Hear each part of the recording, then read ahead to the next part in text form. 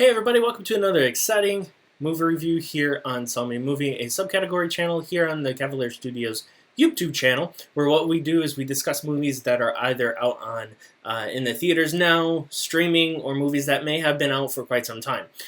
Now, I like to describe this as not so much as a movie critic, but more so as an individual who has enjoyed and has a passion for movies ever since he was, let's say, 7th, 8th grade. I've always have, I always will, and I've always will be wanting to be like a director and screenplay writer, though I do have some of the stuff that I've written as well as directed on this channel as well, so be sure to check that out. They are entitled The Cataclysm.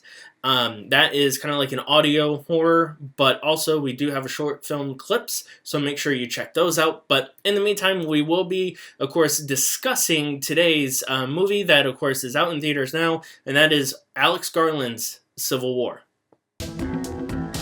Hello there, and good evening, ladies and gentlemen, and children. Now, Civil War is actually done by the production company of A24. A24 is a very well-known production company, getting higher and higher in ranks. It's probably one of my more favorite production companies. They've done a lot of artistry movies, and what I mean by that is stuff that is very artistic. Like, you could see it in either the screenshot, or not so much the screenshots, but the camera angles, the camera shots, the kind of like the cinematography of it, as you will. Now, some of the cast here, of course, you do have Kirsten Dunst, who plays Lee Wagner Mora. You'll know him from Narcos. He plays Joel. Kaylee Spaney, if I'm pronouncing that right, Spaney. She has played in Priscilla as Priscilla. She also has played in Bad Times at El Royale as well. And she plays Rose in that film. So she has well-known movies in there, but just not as many. And then, of course, you have Nick Offerman. He plays the president. Jefferson White, you will know him from Yellowstone. Some of the other actors I'm not quite familiar with. However, you do have Kirsten Dunst's husband in here as well, Jesse. Now, he does play like kind of like a side antagonist in one of the sequences and scenes. Probably one of the more scarier sequences.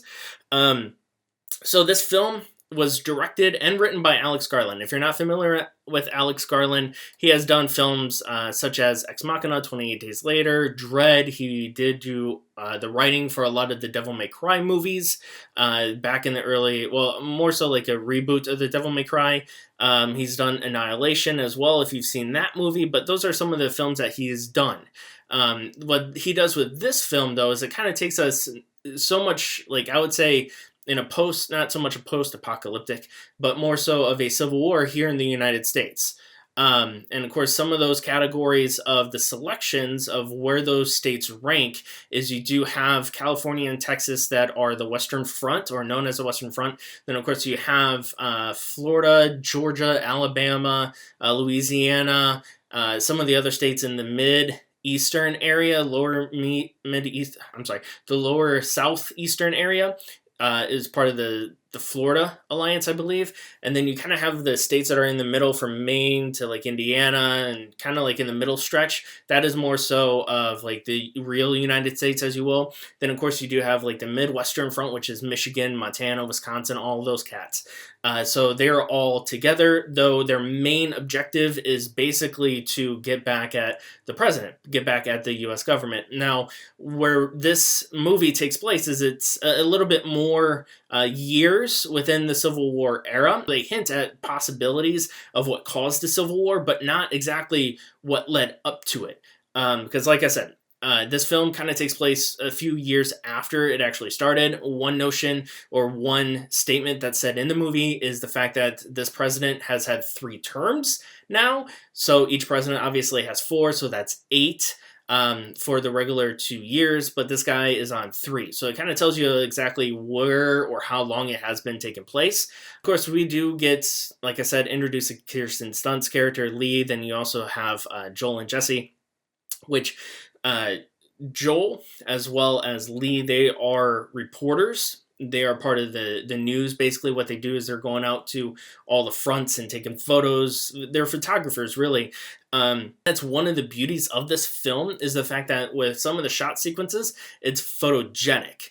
And what I mean by that is the coloration is set up to be a photo, or when they're taking images, what the film will do is it switch from the actual movie to the still shot of the image. So you get that picture of what she's taken a photo of.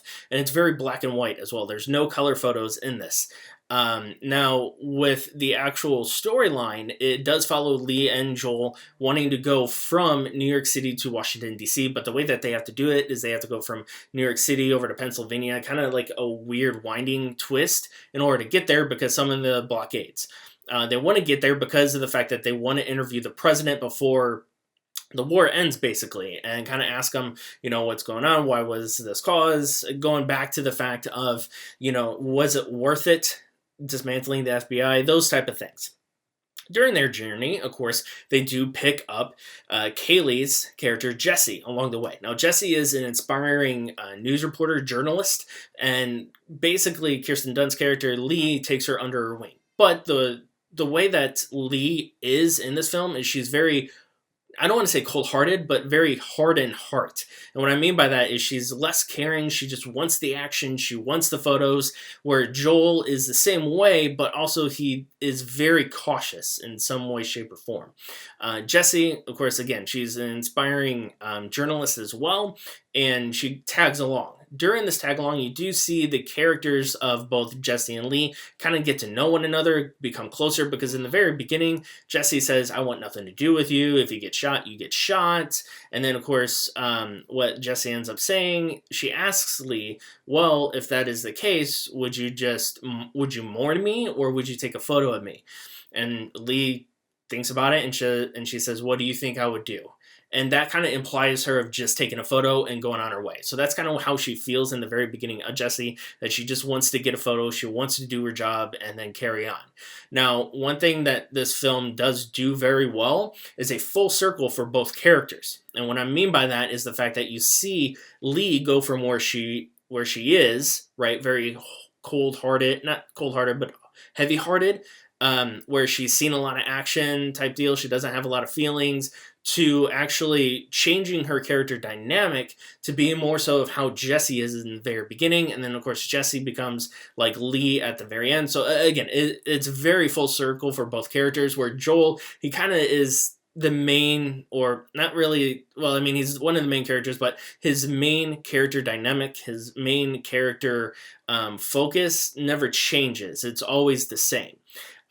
So that's one of the things that this film does really well in, is full circle for both Kirsten Dunst as well as Kaylee's characters. Now, when it comes to the storyline, it's what it is. It's very straightforward.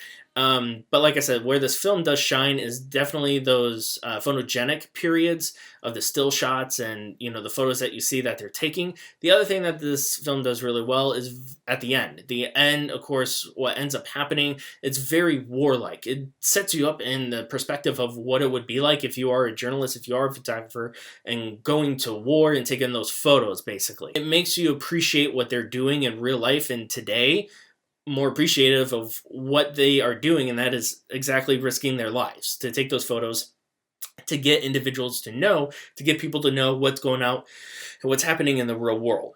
Now, overall, as far as scary sequences, not so much. The only thing that I will say that this film falters on a little bit more is the fact that I would have liked it to be a little bit more of a TV show than a movie. There's so much that happens that it's cut short. So for an example, there's one sequence where they get stuck because there's a sniper shooting at them. That may be like a 5-10 minute ordeal, and then they move on. Where I would have liked to see a little bit of, okay, let's see the house that he was at, who was it?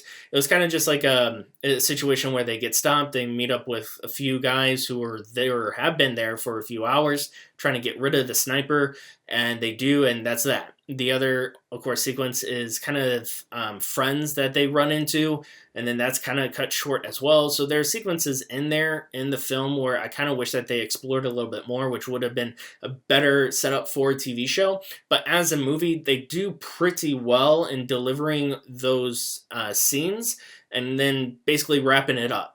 So that way the movie is continuously flowing. You get to see the perspective of what they're experiencing all the way up until the end. The best part, like I said, is at the end, so which is why I'm not discussing that at all. So I would honestly recommend watching the film. wholeheartedly. It doesn't matter if you see it in the theater or if you see it at home. Regardless, though, the sound effects is beautifully done. Not so much of a score, and the cinematography, the beautiness of that comes to the photogenic period. So, but that was my take. Honestly, what did you guys think? Did you watch it? Have you seen it? If not, please go out to see it. If you like the sound effects, if you like war type movies, then go see it out in theaters. If not, then you can honestly wait till this hits streaming services. But like I said, if you've seen the movie, leave a comment down below. Make sure to follow us on all social platforms. Check out the merchandise store link down below as well. That's where you'll get some of the shirts, such as the Sell Me a Movie shirt, the logo of the Air Force guy, Air Force film director, as you will. So be sure to go ahead and check out that link, because all proceeds do go to supporting the channel. And with that in mind, we'll see you guys next time for the next review.